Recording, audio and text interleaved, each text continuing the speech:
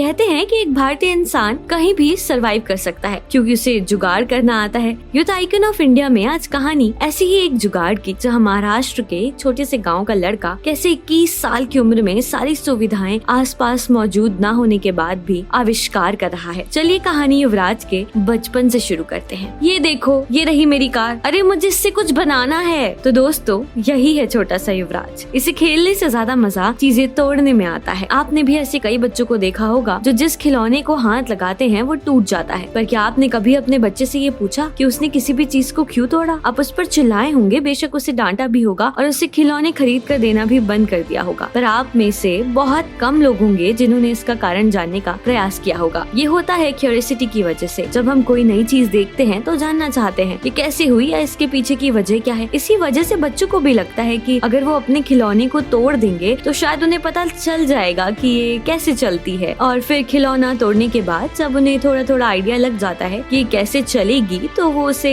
वापस जोड़ने का प्रयास करने लगते हैं। कई बार इसमें कामयाबी मिलती है और कई बार नहीं भी मिलती है। युवराज के माता पिता बहुत सपोर्टिव रहे हैं। जबकि उनके पिता एक किसान हैं, उनके पास कभी इतना पैसा नहीं रहा जो वो युवराज द्वारा किए गए आविष्कारों पर पैसा खर्च कर पाते। पर उन्होंने कभी भी युवराज से ये नहीं कहा कि तुम ये क्या कर रहे हो या ऐसा मत करो। उनके माँ बाप का साथ हमेशा उनके साथ रहा है। जब वो चौथी क्लास पे पढ़ते थे तब उन्होंने स्कूल की प्रतियोगिता में भाग लिया था और फ्लोर क्लीनर मशीन बनाई थी। उन्होंने थर्माकोल और मोटर की मदद से उस मशीन को बनाया था जिसे सभी ने बहुत पसंद किया था। ये उनका पहला आविष्कार था और अपने पहले आविष्कार के बाद वो रुके नहीं। उन्होंने एक के बाद एक कई चीजें बनाई। अगर उनकी ये सारी चीजें हम गिनने बैठे तो अभी तक उन्होंने तकरीबन 30 चीजें बनाई हैं। पर कोविड के दौरान उन्होंने एक विंटेज इलेक्ट्रिक कार बनाई। कोरोना का वक्त था, देश भर में लॉकडाउन लगा हुआ था, सबके पास बहुत खाली समय था। तो युवराज ने सोचा कि क्यों ना इस खाली समय का उपयोग किया जाए। तो उन्होंने इस समय का उपयोग करके एक इलेक्ट्रिक कार बनाने का फैसला लिया। इलेक्ट्रिक विंटेज कार बनाने के लिए उन्होंने अपने पिता की पुरानी बाइक के इंजन का इस्तेमाल किया और बाकी की पूरी बॉडी स्टील से उन्होंने खुद ही डिजाइन की। और इस कार को बनाने की शुरुआत उन्होंने बिना किसी प्लानिंग के करी थी। उन्होंने इसे अपनी मर्जी से जैसा मन आया वैसा लुक देने का प्रयास किया। ये विंटेज कार उन्होंने पूरे 3 महीने की मेहनत के बाद तैयार कर दी थी। उन्होंने पहले नहीं सोचा था कि उन्हें विंटेज इलेक्ट्रिक कार बनानी है, पर जब कार बनकर तैयार हुई तो वो बिल्कुल वैसी ही लग रही थी। युवराज ने अपनी कार का नाम भी रखा था। उनकी कार देखने में बहुत सुंदर थी। जब वो इसे रोड पर लेकर निकलते तो ये सब का मन मोह लेती थी। लोग सड़क पर युवराज को रोक रोक कर उनकी कार के साथ सेल्फी लेना चाहते थे। अपनी कार की वजह से युवराज अपने इलाके में बहुत मशहूर हो गए थे। और फिर हुआ कुछ यूं कि उनके गांव के एमएलए ने उन्हें कार बनाने का ऑर्डर दिया। युवराज ने कार बनाई और अपनी पहली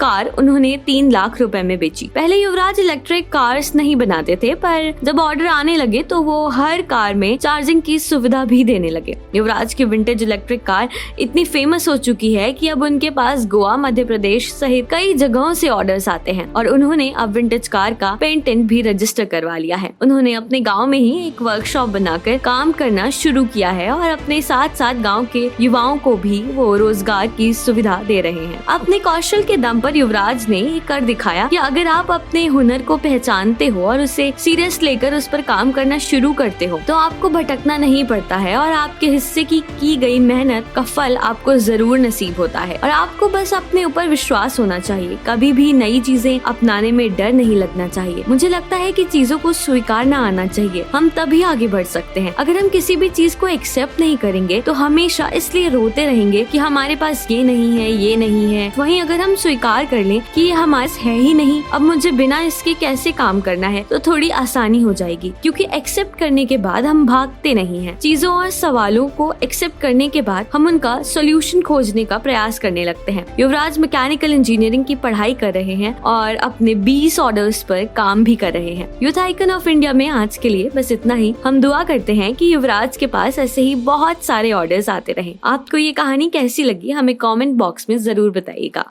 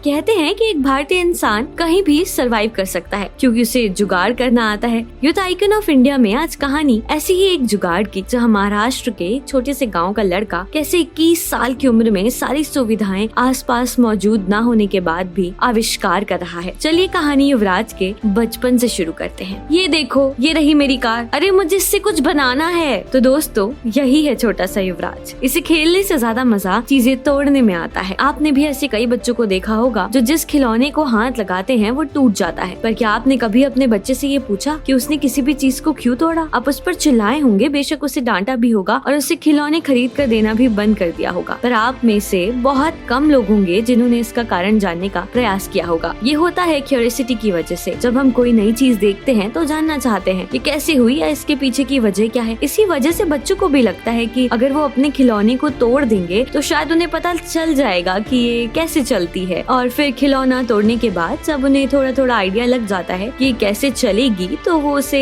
वापस जोड़ने का प्रयास करने लगते हैं। कई बार इसमें कामयाबी मिलती है और कई बार नहीं भी मिलती है। युवराज के माता पिता बहुत सपोर्टिव रहे हैं। जबकि उनके पिता एक किसान हैं, उनके पास कभी इतना पैसा नहीं रहा जो वो युवराज द्वारा किए गए आविष्कारों पर पैसा खर्च कर पाते। पर उन्होंने कभी भी युवराज से ये नहीं कहा कि तुम ये क्या कर रहे हो या ऐसा मत करो। उनके माँ बाप का साथ हमेशा उनके साथ रहा है। जब वो चौथी क्लास पे पढ़ते थे तब उन्होंने स्कूल की प्रतियोगिता में भाग लिया था और फ्लोर क्लीनर मशीन बनाई थी। उन्होंने थर्माकोल और मोटर की मदद से उस मशीन को बनाया था जिसे सभी ने बहुत पसंद किया था। ये उनका पहला आविष्कार था और अपने पहले आविष्कार के बाद वो रुके नहीं। उन्होंने एक के बाद एक कई चीजें बनाई। अगर उनकी ये सारी चीजें हम गिनने बैठे तो अभी तक उन्होंने तकरीबन 30 चीजें बनाई हैं। पर कोविड के दौरान उन्होंने एक विंटेज इलेक्ट्रिक कार बनाई। कोरोना का वक्त था, देश भर में लॉकडाउन लगा हुआ था, सबके पास बहुत खाली समय था। तो युवराज ने सोचा कि क्यों ना इस खाली समय का उपयोग किया जाए। तो उन्होंने इस समय का उपयोग करके एक इलेक्ट्रिक कार बनाने का फैसला लिया। इलेक्ट्रिक विंटेज कार बनाने के लिए उन्होंने अपने पिता की पुरानी बाइक के इंजन का इस्तेमाल किया और बाकी की पूरी बॉडी स्टील से उन्होंने खुद ही डिजाइन की। और इस कार को बनाने की शुरुआत उन्होंने बिना किसी प्लानिंग के करी थी। उन्होंने इसे अपनी मर्जी से जैसा मन आया वैसा लुक देने का प्रयास किया। ये विंटेज कार उन्होंने पूरे 3 महीने की मेहनत के बाद तैयार कर दी थी। उन्होंने पहले नहीं सोचा था कि उन्हें विंटेज इलेक्ट्रिक कार बनानी है, पर जब कार बनकर तैयार हुई तो वो बिल्कुल वैसी ही लग रही थी। युवराज ने अपनी कार का नाम भी रखा था। उनकी कार देखने में बहुत सुंदर थी। जब वो इसे रोड पर लेकर निकलते तो ये सब का मन मोह लेती थी। लोग सड़क पर युवराज को रोक रोक कर उनकी कार के साथ सेल्फी लेना चाहते थे। अपनी कार की वजह से युवराज अपने इलाके में बहुत मशहूर हो गए थे। और फिर हुआ कुछ यूं कि उनके गाँव के एमएलए ने उन्हें कार बनाने का ऑर्डर दिया। युवराज ने कार बनाई और अपनी पहली